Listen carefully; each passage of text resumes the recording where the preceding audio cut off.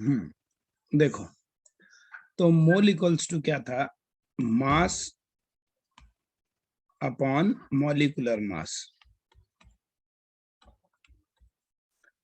और ये होता है number upon Avogadro number, number upon Avogadro number. ये भी एक रिलेशन है, देखो वही जो कल पढ़ाया था उसी के बेस पे बनाया है ये, तो ये भी काम आएगा कभी कभी। ठीक है, जैसे ये कह रहे हैं find mass of 6.022 into 10 to power 25 molecules of ozone। करें, ओजोन के इतने मॉलिक्यूल हैं, उसका मास बताना है। ठीक, तो देखो सीधे तुम यही फार्मूला लगा सकते हो, क्या, mass upon molecular mass into number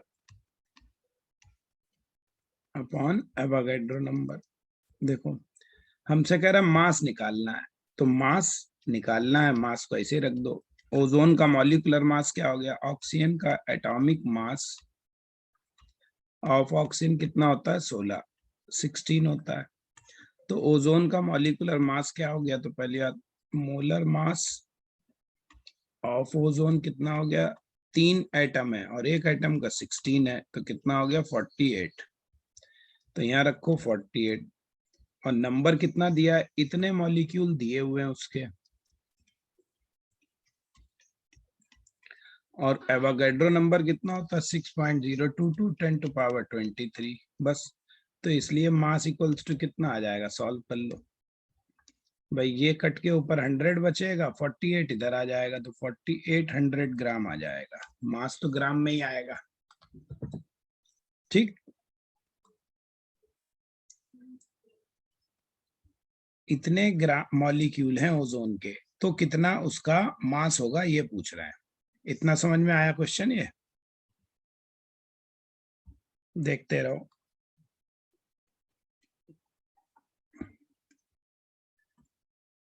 भाई हमने कहा था किसी चीज के एक मॉलिक्यूलर मास में कितने मॉलिक्यूल होते हैं, देखो ऐसे, इसको ऐसे नहीं समझ में आया तो ऐसे भी कर सकते हो, दूसरे तरीके से दिखाएं। देखो जैसे कल थ्योरी के हिसाब से दिखा रहे थे वैसे देखो, किसी चीज का जो मॉलिक्यूलर मास होता है, हमने कहा था 1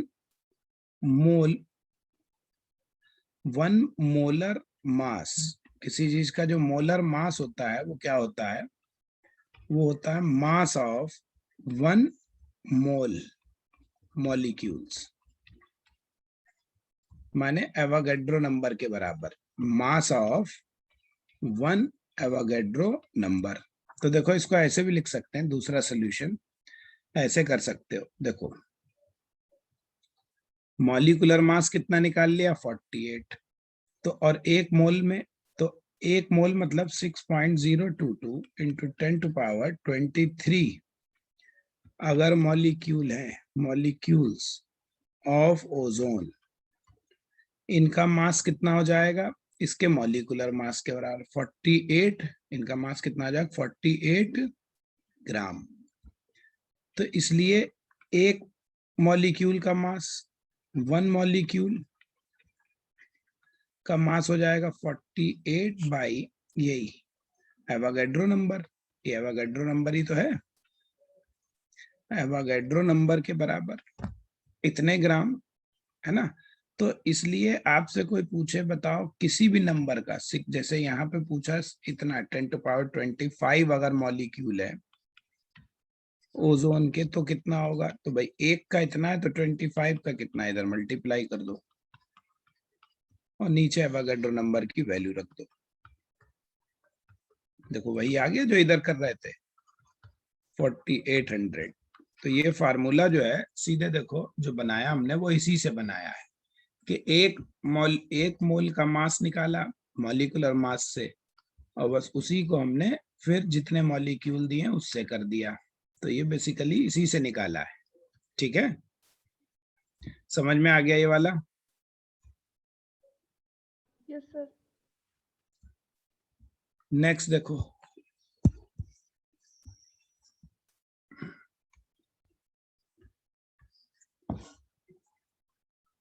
ठीक, इसको खुद करना।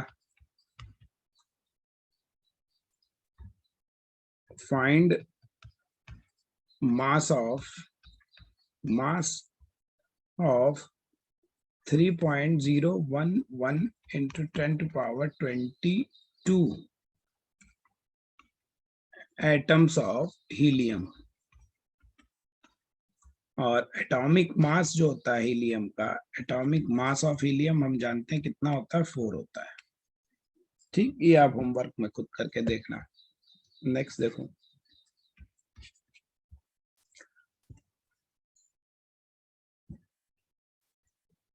इधर देखो, कह रहे हैं 4.8 ग्राम ओजोन सैंपल है आपके पास। एक सैंपल है ओजोन का, जो कितने ग्राम है, 4.8 ग्राम ओजोन सैंपल है आपको, इज गिवन, आपको दिया हुआ है। आपसे कह रहा है फाइंड, पता करो क्या, दो चीजें पता करो। एक तो पता करो number of molecules of ozone कितने हैं, दूसरा पता करो number of atoms of oxygen. ठीक, क्या कह रहे हैं देखो, 4.8 ग्राम ओजोन है ना, और उसके मॉलिक्यूल्स निकाल लें। ऑक्सीजन का एटॉमिक मास तो पता ही है, फिर भी दिख दे रहे हैं। एटॉमिक मास ऑफ ऑक्सीजन कितना है, 16। तो देखो भाई, आप सीधे जो फार्मूला है आप डायरेक्ट इसको भी यूज कर सकते हो। देखो, मोल इक्वल्स टू, मैंने क्या कहा था, मास अपॉन मॉलिक्यूलर मास, या नंबर अपॉन एवोगैड्रो नंबर। ठीक, अब देखो तुम्हें यहाँ पे पहले तो इसका मॉलिक्यूलर मास निकाल लो। मोलर मास ऑफ ओजोन कितना हो गया, 16 इंटू 3, 48 हो गया। ठीक, अब हमें क्या निकालना है, नंबर ऑफ मॉलिक्यूल ओजोन के निकालने, ओजोन के कितने मॉलिक्यूल हैं, यानी ये चीज निकालनी है। एवोगैड्रो नंबर हमें पता है, मास हमें पता है, ये हमें पता है। तो देखो यही फार्मूला लगा दो सीधे, मास वाला, मास की जगह क्या रख दो, 4.8 ग्राम। आपसे कह रहे हैं 4.8 ग्राम ओजोन दे दें तो कितना होगा उसके मॉलिक्यूल, तो 4.8 मॉलिक्यूलर मास कितना है, 48 है, ये 4.8 है, और कितना नंबर है यही निकालना है। और Avogadro number 6.02 into 10 to power 23 होता है। तो ये सॉल्व कर लो भाई। 6.02 10 टू पावर 23 इधर आ जाएगा, इंटू जब इससे इसको डिवाइड करोगे तो 0.1 है, इंटू 0.1, तो ये हो गया तुम्हारा 6.02 इंटू 10 टू पावर 22। इतना आ गया आंसर पहला, ये तो फर्स्ट हो गया। अब पूछ रहा है नंबर ऑफ एटम्स बताओ इसमें ऑक्सीजन के कितने हैं। देखो, 1 मॉलिक्यूल अगर ओजोन का है, 1 मॉलिक्यूल ऑफ ओजोन कंटेन, एक ओजोन में कितने हैं, 3 एटम है ना, 3 एटम्स ऑफ ऑक्सीजन। तो फिर इतने में कितने होंगे मॉलिक्यूल, चूंकि एक में 3 है इसलिए 6.02 10 to power 22 molecule of ozone में कितने होगा, 3 से मल्टीप्लाई कर दो, 3 इंटू 6.02 इंटू 10 टू पावर 22, इतना आंसर। ठीक है, ये वाला हो गया। ये सब सिंपल सिंपल है, अभी धीरे धीरे यही कठिन हो जाएंगे क्वेश्चन आगे चल के। ठीक, देखो 132 ग्राम ऑफ CO2 है, तो फाइंड, हम क्या क्या निकालें, देखो ध्यान से देखो, अब इसमें बहुत सारी चीजें निकालते हैं, एक ही बार में समझ जाओगे। देखो एक ही, अब ये समरी समझो। पहला हम निकालना है number of moles of CO2, CO2 के कितने मोल है पहला। तो देखो मोल का फार्मूला क्या था, मोल बराबर मास अपॉन मॉलिक्यूलर मास, ठीक। CO2 का देखो एटॉमिक मास ऑफ कार्बन कितना होता है 12, एटॉमिक मास ऑफ ऑक्सीजन कितना है 16 है। तो मॉलिक्यूलर मास पहले निकाल लो, मॉलिक्यूलर मास या मोलर मास एक ही बात है। मोलर मास ऑफ CO2 कितना हो गया, कार्बन का 12 और ऑक्सीजन 16 दूना 32, ये है। तो ये आ गया 44, ठीक। तो देखो मोल निकालना है, मास कितना गिवन है 132 और मोलर मास कितना है 44, ठीक। सीधे सीधे है, तो सीधे सीधे है, देखो 2 2 और 2 6 जा 2 6 जा और यानी 3 आ गया, तो इसके 3 मोल हो गए, ठीक। दूसरा क्वेश्चन कह रहा है बताओ इतने ग्राम CO2 में कितने CO2 के मॉलिक्यूल हैं। ये तो नंबर ऑफ मोल्स निकाल लिए, अब कह रहा है बताओ number of molecules of CO2 कितने। तो भाई अभी हम लोगों ने पढ़ा मोल बराबर क्या है, नंबर अपॉन एवोगैड्रो नंबर। मोल आपको गिवन है, कितने मोल आए हमने निकाले 3 मोल, 3 मोल गिवन है, नंबर निकालना है और एवोगैड्रो नंबर ये है, तो इसलिए नंबर कितना आ गया 3n0, 3n0 का मतलब 3 इंटू 6.02 10⁻23, ठीक। ये हो गया। सी देखो आपसे कह रहे हैं नंबर ऑफ एटम्स निकालो। अब देखो 1 CO2 में कितने एटम है, कंटेन 3 एटम है भाई, एक कार्बन है 2 ऑक्सीजन है, तो एक CO2 में 3 एटम है, ठीक। तो अब आपसे पूछ रहे हैं टोटल उतने ग्राम जो दिया है उसमें कितने आइटम है, तो एक CO2 में 3 आइटम है और CO2 है कितने, ये n क्या है, नंबर ऑफ CO2 के मॉलिक्यूल है ना, ये कितने हैं, ये कैपिटल N समझो, यही तो निकाला है हमने, इतने CO2 हमारे पास हैं, तो एक CO2 में इतने हैं, तो इसलिए 3 इंटू 6.02 इंटू 10⁻23 CO2 में कितने होंगे कंटेन, 3 से मल्टीप्लाई, 3 इंटू 3, या तो इसको लिख दो 9n0 या लिख दो 9 इंटू 6.02 इंटू 10⁻23, जितना सॉल्व हो जाए। ये हो गया, देखो डी देखो,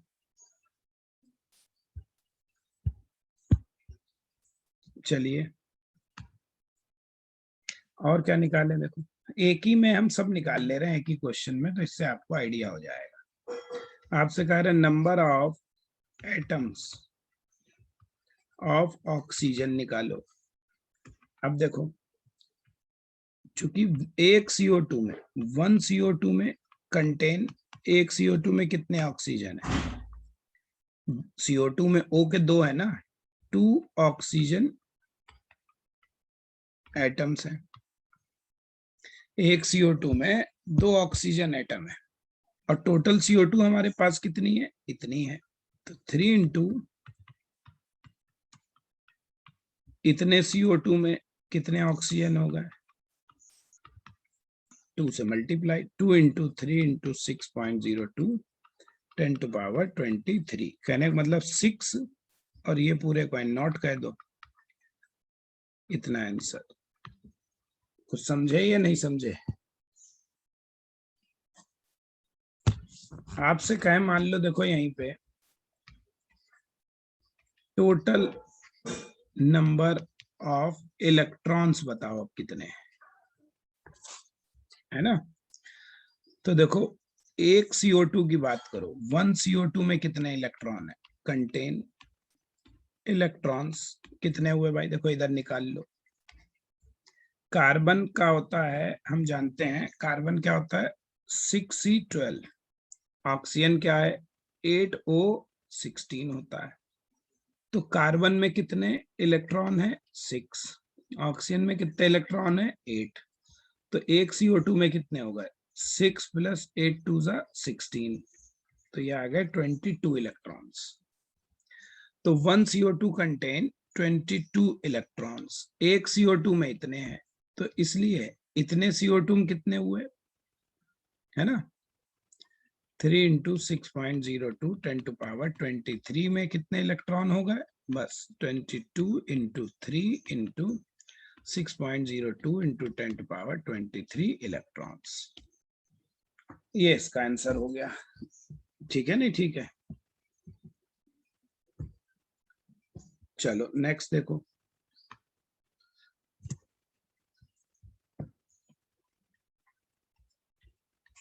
आपसे कह रहे हैं फाइंड, ये देखो AIPMT का आया हुआ क्वेश्चन है। Find number of atoms in 4.25 gram of ammonia. कह रहे हैं इतनी अमोनिया है, बताओ इसमें कितने एटम है? तो बहुत सिंपल है भाई, पहले तो मॉलिक्यूलर मास निकाल लो इधर। तो मोलर मास निकालो पहले अमोनिया का। नाइट्रोजन का कितना होता है? 14, हाइड्रोजन का 1, 3 हाइड्रोजन का 3, तो कितना आ गया? 17। ठीक, तो अभी हम लोगों ने क्या देखा? 17 ग्राम कह लो। वैसे 7 मोलर मास की वैसे कोई यूनिट नहीं होती है, एटॉमिक मास की वैसे कोई यूनिट नहीं होती, हमने उस दिन बताया था, क्योंकि ये रिलेटिव होते हैं। लेकिन इनको जो हम ग्राम में बोल देते हैं तो उसको ग्राम मॉलिक्यूलर मास या ग्राम एटॉमिक मास कह देते हैं। तो देखो अभी हम लोगों ने क्या पढ़ा, इसके सब निकाल लो, एटम निकाल लेना, नंबर ऑफ एटम कितने हो गए, पहले इसके मोल निकाल लो। तो मोल बराबर क्या हो गया? Mass upon molecular mass, molar mass. ठीक, मास को ऐसा करते हैं स्मॉल w से शो किया जाता है, और मॉलिक्यूलर मास को कैपिटल M से शो किया जाता है। ठीक है, मास को स्मॉल w से और मोलर मास को कैपिटल M से शो करते हैं। मास कितना है? 4.25 ग्राम, और ये कितना हो गया? 17 ग्राम। ग्राम ग्राम तो कैंसिल हो जाएंगे, इससे इसे डिवाइड कर लो, मोल निकल आएगा। ठीक, ये मोल आ गया। चलो बाद में सॉल्व कर लेंगे इकट्ठा। ठीक है, करना चाहो तो कर लो, बाद में कर लेना। अब देखो, अब आपसे पूछ रहा है कितने एटम है इसमें अमोनिया में। अब देखो 1 मोल का मतलब क्या होता है?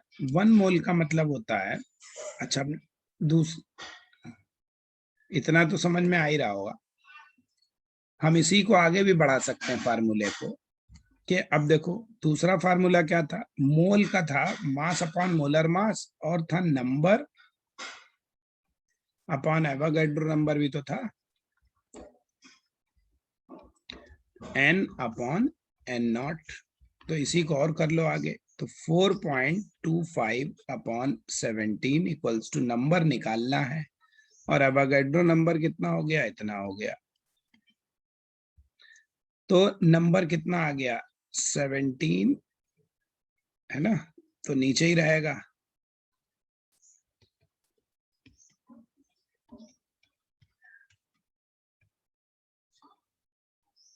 ये आ गया।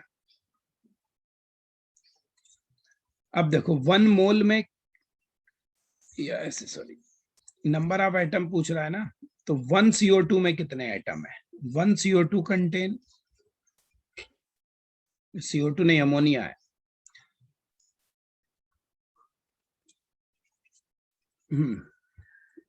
देखो क्या कह रहे हैं, फिर से समझ लो। कह रहे हैं इतने ग्राम अमोनिया में कितने एटम है। भाई मोल का formula mass upon molar mass upon number upon Avogadro number, अभी अपने बताया। तो मास दिया है, मोलर मास दिया, नंबर एवोगैड्रो नंबर रख के हमने निकाल लिए n। n क्या है? नंबर ऑफ मॉलिक्यूल्स है, मॉलिक्यूल्स ऑफ CO2। इतने CO2 के मॉलिक्यूल हमारे आ गए सॉल्व करने पर। ठीक, चलो अब देखो 1 CO2, अरे बाप रे CO2 क्यों लिख रहा हूं बार बार, अमोनिया का क्वेश्चन है।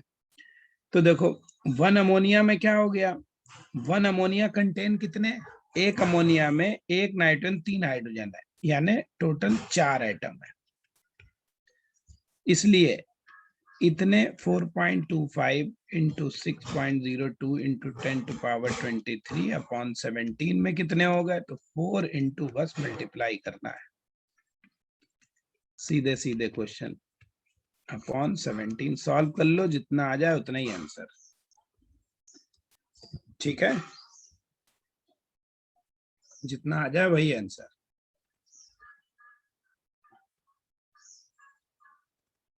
ठीक, देखो नेक्स्ट, देखो ये आया हुआ क्वेश्चन है AIPMT का। देखो 4.2 ग्राम ऑफ नाइट्राइड आयन, इसको कहते हैं nitride ion.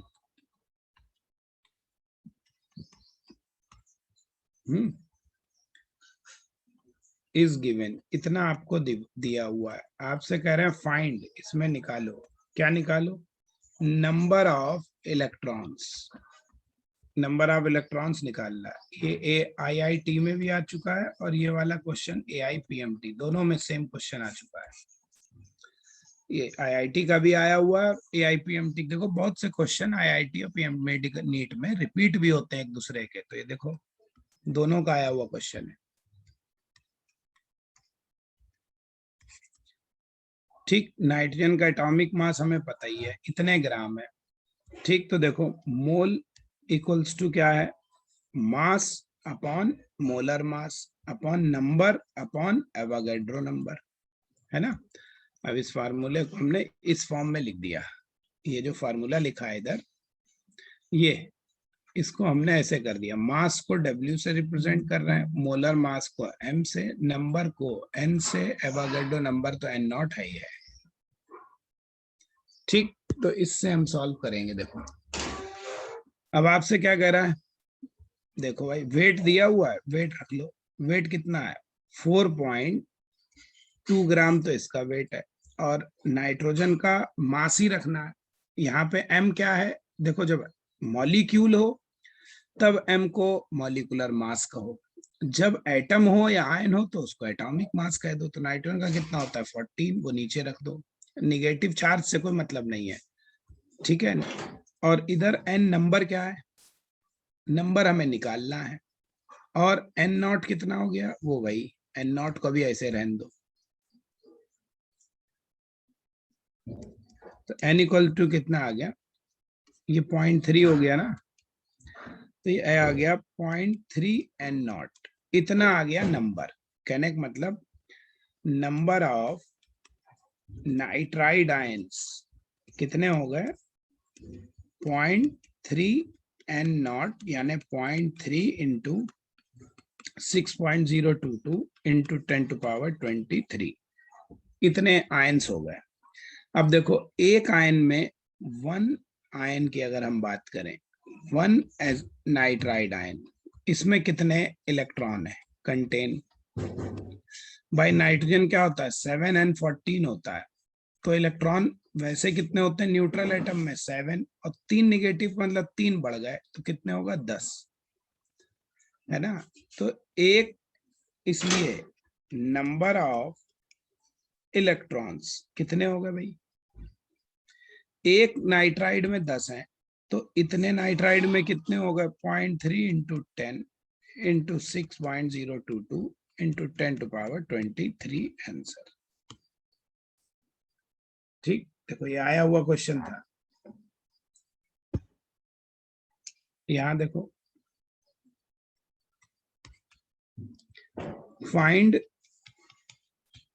Number of electrons in 1.8 gram of water. ये तुम्हारा AIEEE होता था ना पहले, उसका आया हुआ क्वेश्चन है, ये खुद कर लेना, बहुत सिंपल सा है। क्वेश्चन नंबर नेक्स्ट देखो, ये IIT का आया हुआ क्वेश्चन है, क्या कह रहे हैं, find number of moles number of moles of electrons, electron के मोल निकाल लें जो कि प्रेजेंट इन 1 किलोग्राम सैंपल। ठीक है, कह रहे हैं 1 किलोग्राम हमने इलेक्ट्रॉन दे दिए, 1 किलो इलेक्ट्रॉन, 1 किलो इलेक्ट्रॉन में कितने मोल्स हैं ये बताना है ना। 1 किलो में कितने इलेक्ट्रॉन है ये बताना है, इलेक्ट्रॉन के मोल बताना है, ये ध्यान रखो। तो देखो भाई,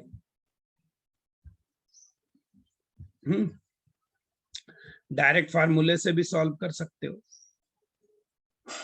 नहीं तो देखो ऐसे भी सॉल्व कर सकते हो। और यहाँ पे तुम्हें गिवन है मास ऑफ 1 इलेक्ट्रॉन, एक इलेक्ट्रॉन का मास भी गिवन है, वो कितना है ये तो हम पहले बता चुके हैं, याद भी कर लो, 31 किलोग्राम, ये बताया था ना, ये गिवन है। तो देखो मोल इक्वल्स टू क्या होता है, हमने कहा था मास अपॉन मोलर मास। ठीक, चलो भाई, तो आपसे क्या कह रहा है, देखो बड़ा सिंपल है, मोल निकाल लें। मास कितना गिवन है, 1 किलो, और इधर कितना गिवन है, इधर कितना गिवन है इसका। अब चूंकि इलेक्ट्रॉन का तो कोई मोलर मास है नहीं, इलेक्ट्रॉन का कोई मोलर मास नहीं होता है, ठीक है, इलेक्ट्रॉन का मोलर मास नहीं है, तो हम इसको ऐसे भी सॉल्व कर सकते हैं। देखो ध्यान से, ऐसे समझो, बहुत सिंपल सा क्वेश्चन है, मास ऑफ 1 इलेक्ट्रॉन कितना है, एक इलेक्ट्रॉन का मास कितना है, 9.1 10 टू पावर -20, ये इतने किलो है, यानी कह लो इतने किलो अगर है तो वो एक इलेक्ट्रॉन का मास है, तो इतने किलो में कितने हो जाएंगे, ऐसे कह लो। ठीक है, तो देखो 9.1 10 टू पावर -31, अब हम ऐसे कहें किलोग्राम बराबर क्या है, 1 इलेक्ट्रॉन है, एक इलेक्ट्रॉन का मास इतना ही है, तो इसलिए 1 किलो में कितने हो गए, वही जो भी फार्मूला ऊपर लिखा था उसको मैंने रब कर दिया, तो ये कितना हो गया, 1/9.1 10 टू पावर -31 इलेक्ट्रॉन, इतने इलेक्ट्रॉन होंगे 1 किलो में, तो 1 किलो में इतने इलेक्ट्रॉन है।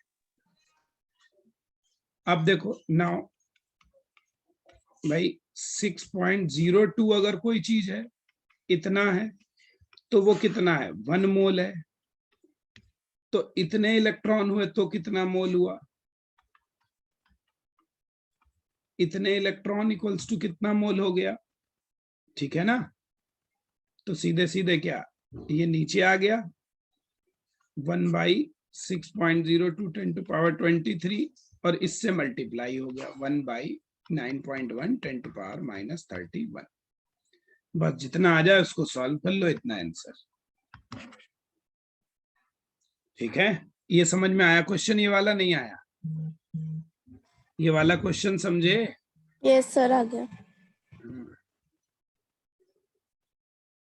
ठीक, चलो देखो अब नेक्स्ट समझो, अब ये वाले बहुत बढ़िया है जो अब बता रहे हैं। देखो, इफ वॉल्यूम की बात करें, volume of gas is given at STP और NTP, और तब हम मोल कंसेप्ट लगाएंगे कैसे। इस केस में हम मोल कंसेप्ट का यूज कैसे करेंगे, जहां पे हमको ये दिया हो, STP और NTP की बात करें। ठीक, अब देखो STP और NTP है क्या बवाल, देखो बॉयल चार्ल्स लॉ आपको सब आता ही है, वो मुझे बताने की जरूरत नहीं है यहाँ पे, उसको हम आगे पढ़ भी लेंगे गैस स्टेट जब पढ़ाएंगे, तो पहले तो इन सब को जानो, कुछ पॉइंट्स ये तभी काम आएगा। पहली बात देखो NTP क्या है, NTP का मतलब होता है normal temperature and pressure, temperature and pressure, ठीक, नॉर्मल टेम्परेचर एंड प्रेशर। अब देखो नॉर्मल टेम्परेचर एनटीपी पर, एनटीपी एक स्टैंडर्ड कंडीशन, एक टाइप की कंडीशन है, और इस कंडीशन में नॉर्मल टेम्परेचर हम 0 डिग्री सेंटीग्रेड लेते हैं, सेंटीग्रेड में इतना लेते हैं, और 273.15 केल्विन में ले लो। भाई सेंटीग्रेड को केल्विन में बदलना है तो इतना ऐड कर दिया जाता है, ये तो पता ही है आपको। और इस कंडीशन में जो नॉर्मल प्रेशर लिया जाता है वो कितना लेते हैं, वो लेते हैं हम 1 एटमॉस्फेरिक प्रेशर। ये तो हो गया एनटीपी। दूसरा होता है एसटीपी। एसटीपी का मतलब क्या होता है, स्टैंडर्ड टेम्परेचर एंड प्रेशर। अब स्टैंडर्ड टेम्परेचर एंड प्रेशर में क्या करते हैं भाई, यहाँ पे स्टैंडर्ड टेम्परेचर कितना लेते हैं, वो वही लेते हैं 0 डिग्री सेंटीग्रेड ही लेते हैं, माने 273 पॉइंट, यानी ये तो दोनों में सेम है, नॉर्मल टेम्परेचर और स्टैंडर्ड टेम्परेचर सेम। अब स्टैंडर्ड प्रेशर कितना लेते हैं, वहां प्रेशर स्टैंडर्ड लेते हैं 1 atm, और यहाँ लेते हैं 1 बार, यहाँ बार में लिया जाता है प्रेशर, लेकिन 1 बार जो होता है बेटा जी वो 0.989 एटमॉस्फेयर के बराबर होता है। तो ये लगभग कितना हुआ, 1 एटमॉस्फेयर ही हो गया। 0.989 लगभग कितना है, 1 ही है। तो इसलिए इस हिसाब से तो देखो दोनों लगभग सेम है। इसलिए यूजुअली हम क्या करते हैं, usually in normal, usually in विनैंडो we take NTP and STP same in calculation, क्योंकि देखो टेम्परेचर दोनों जगह सेम है, केवल प्रेशर का फर्क है, और वो भी कोई बहुत बड़ा फर्क नहीं है, वो 1 है, वो 0.989 है, वो भी लगभग 1 के बराबर ही है, तो इसलिए कोई बहुत बड़ा फर्क नहीं आता। तो इसलिए हम जनरली दोनों की वैल्यू क्या लेते हैं, सेम लेते हैं, ठीक है। ये इतनी बात हो गई। अब नोट करने वाली बात ध्यान से देखो, एट चाहे वो तुमको एसटीपी लिखा हो चाहे एनटीपी लिखा हो, किसी गैस के 1 मोल का volume, volume of 1 mole of gas, वो हमेशा 22.4 लीटर्स, या कह लो 22,400 मिलीलीटर्स, इतना होता है हमेशा, ठीक है, ये ध्यान रखो, समझ गए। ये एवोगैड्रो लॉ कहते हैं इसे, ये क्या कहलाता है, एवोगैड्रो रूल है ये, ठीक है। तो एवोगैड्रो लॉ ये कहता है किसी गैस के 1 मोल का वॉल्यूम हमेशा 22.4 लीटर होता है, यानी उल्टा कह लो 22.4 लीटर बराबर क्या हो गया, 1 मोल हो गया, ठीक है, 1 मोल हो गया, ऐसे कह सकते हो। इतनी बात समझ में आई। कुछ टर्म्स हैं, पहले इनको समझ लो अच्छे से, तभी ये काम आएगा। यानी जैसे इसका मतलब क्या हुआ, जैसे मैं आपसे कहें 1 मोल हाइड्रोजन गैस, या हम कहें 1 मोल ओजोन गैस, हम कहें 1 मोल अमोनिया गैस, तो इसका वॉल्यूम कितना होगा, हर 1 मोल चीज का वॉल्यूम 22.4 लीटर ही होगा, चाहे वो कोई सी भी गैस हो। बड़ा इंपॉर्टेंट लॉ होता है ये, ठीक है, इतना ही है, और इतने में तो कोई दिक्कत नहीं है। तो देखो इसलिए हम कह सकते हैं number of moles, number of moles अगर निकाल ले तो इतने वॉल्यूम अगर है तो 1 मोल है, तो कोई और वॉल्यूम होगा तो उससे डिवाइड हो जाएगा ये, तो इसका मतलब volume in litre divided by 22.4 litre है, वीएल माने वॉल्यूम इन लीटर, ये फार्मूला हो जाएगा, है, ये फार्मूले का हम यूज करेंगे आगे, अब देखो कुछ यूनिट कन्वर्जन इसमें काम आएंगी, इसलिए यहां लिख दे रहा हूं। यूनिट्स कुछ देख लो। 1 लीटर जो होता है, 1 लीटर में 1000 ml होते हैं। ठीक है, ध्यान रखो। 1 मीटर क्यूब बराबर 1000 लीटर। 1 मीटर क्यूब में 1000 लीटर होते हैं, ये ध्यान रखो। और 1 ml जो होता है वो लगभग 1 सीसी। सीसी का मतलब होता है सेंटीमीटर का क्यूब। 1 ml का मतलब 1 सीसी।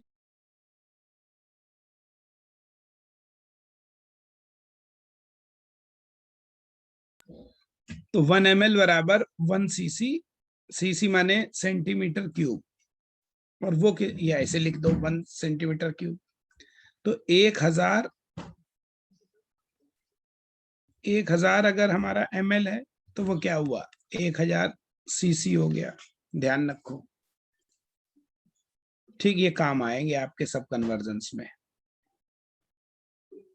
ठीक है, देखो 1 मीटर बराबर क्या होता है, 1 मीटर बराबर 100 सेंटीमीटर होता है। तो 1 मीटर स्क्वायर बराबर क्या हो गया, 100 सेंटीमीटर का दोनों तरफ स्क्वायर कर दो, तो ये कितना हो गया, 100 इंटू 100 सेंटीमीटर स्क्वायर। यानी 1 मीटर स्क्वायर बराबर हो गया 10 टू पावर कितना, 4 सेंटीमीटर स्क्वायर। ऐसे देखो 1 मीटर इक्वल्स टू 100 सेंटीमीटर है ना। अब तुम दोनों तरफ क्यूब कर दो, तो कितना आ जाएगा, 1 मीटर क्यूब बराबर 10 टू पावर 6 सेंटीमीटर क्यूब। यानी 10 टू पावर 6 सेंटीमीटर क्यूब जो है वो इतना होता है। और 1 मीटर क्यूब किसके बराबर है, 1000 लीटर के। यानी इसी को हम कह सकते हैं 1000 लीटर। ये आपस में कन्वर्जन्स कराने के काम आएंगे, ये ध्यान रखो। ठीक, तो ओवरऑल हम इतना याद रखो, रिजल्ट 1 लीटर में 1 लीटर में 1000 ml होते हैं, पता ही है आपको। और 1 ml चूंकि 1 सीसी के बराबर होता है तो 1000 सीसी भी कह सकते हैं उसे। और डेसीमीटर 1 होता है ये, डेसीमीटर क्यूब। डीएम क्या है, डेसीमीटर क्यूब, या 10 टू पावर -3 मीटर क्यूब। इतना तुमको काम आएगा, ये जो आखिर में लिखा है। ठीक, ये ध्यान रखना बहुत जरूरी है न्यूमेरिकल्स में सॉल्व करने के लिए। ठीक है, इसको ध्यान रखोगे तो तुम्हारा काम आसानी से न्यूमेरिकल में चलेगा। बहुत इंपॉर्टेंट रिलेशन है ये तो मतलब मान के चलो, ये रिलेशन तुम्हें अभी नहीं हमेशा काम आएंगे, आगे भी जहां भी फिजिकल केमिस्ट्री पढ़ेंगे, न्यूमेरिकल सॉल्व करेंगे, वहां इन रिलेशंस की हमें जरूरत जरूर पड़ेगी। तो इनको याद कर लो अच्छे से। ठीक है, चलो अब आ जाओ नेक्स्ट क्वेश्चंस पे। तो ये चीज काम यूज करेंगे फिलहाल, कैसे करेंगे वो देखते हैं अभी। देखो क्या कह रहा हूं,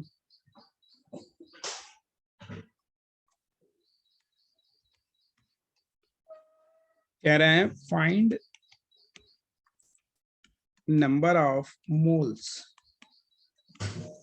of 89.6 litre of hydrogen gas. कह रहे हैं इतनी हाइड्रोजन गैस है, इसके मोल निकालो। वो सिंपल है बड़ा। अभी हमने क्या क्या, मोल बराबर क्या है, वॉल्यूम अपॉन 22.4 लीटर। दोनों जगह लीटर में रखना है, और अगर मिलीलीटर में रखना है तो भाई फिर ऊपर नीचे दोनों तो जगह 1000 से मल्टीप्लाई करना। ठीक है, ये ध्यान रखना। तो हम चलो लीटर में ही रख दे रहे हैं, लीटर में दिया ही हुआ है। तो 89.6 लीटर ऊपर और 22.4 इधर, तो 4 टाइम्स जाएगा ये, तो 4 मोल आ जाएगा आंसर। ठीक, सिंपल सा है। जैसे कह रहे हैं find number of mole of 112 ml of CO2, अब की CO2 मिलीलीटर में दिया है तो कोई बात नहीं, या तो तुम पहले ही मिलीलीटर को लीटर में बदल लो, ठीक, या तो ऐसे करो, मोल इक्वल्स टू क्या है, वॉल्यूम इन लीटर अपॉन इतने लीटर, या तो लीटर लीटर की बात करो, और लीटर की बात नहीं करो, और अगर तुम्हें मिलीलीटर में रखना है ऊपर मिलीलीटर में, तो फिर नीचे भी मिलीलीटर कर दो, यानी 1000 से मल्टीप्लाई कर दो तो 22,400 रख दो ml, ये ध्यान रखना है बस, और कुछ नहीं। तो वॉल्यूम कितना, 112 ml, और नीचे क्या 22,400, जितना आ जाए उतना आंसर, ठीक है। तो ml में रखो या उसमें रखो, अब कह रहे हैं फाइंड नंबर ऑफ मोल्स इन किसमें 2.8 मीटर क्यूब ऑफ H2S, ये आप खुद करिएगा।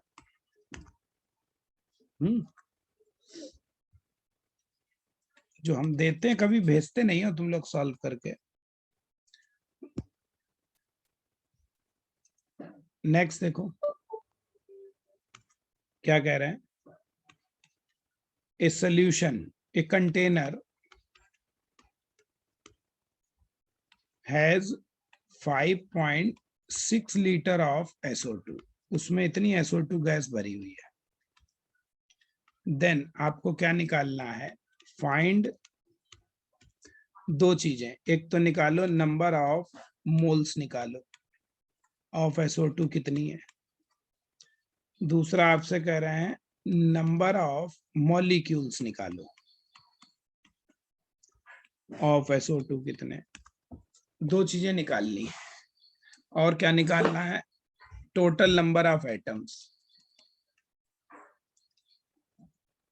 टोटल नंबर ऑफ एटम्स निकालने, और क्या निकालना है, टोटल नंबर ऑफ इलेक्ट्रॉन्स निकालने, चार चीजें निकालनी है। तो ये भी कर लोगे, करके देखना, नहीं आया तो फिर बताएंगे ही, ठीक है। देखो ये भी करिएगा खुद ही,